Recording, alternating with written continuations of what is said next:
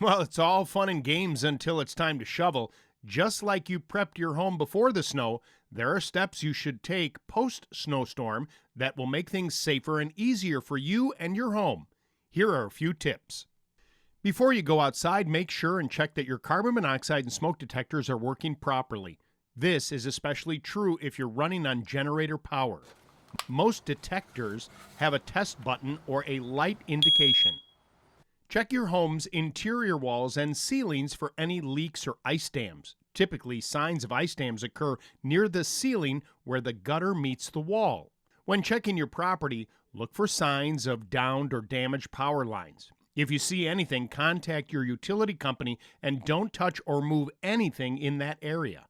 Check your trees for signs of any risks like falling branches. Consider carefully removing them or contact a professional for assistance.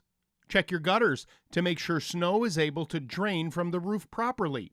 Ice dams form when water freezes into hard ridges that act as treads, preventing snowmelt from draining off your roof. Without anywhere to go, water will soak into your roof and find its way into your home.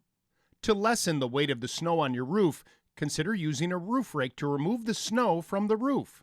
Roof pucks are also a great option for removing snow and ice.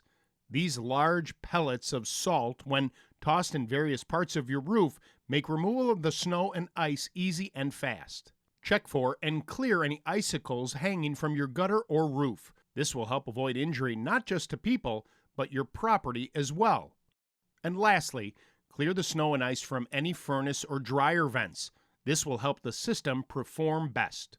And as the snow begins to melt, make sure to check on your sump pump. It's a good idea to test it again right after the storm stops by pouring a 5-gallon bucket of water in it.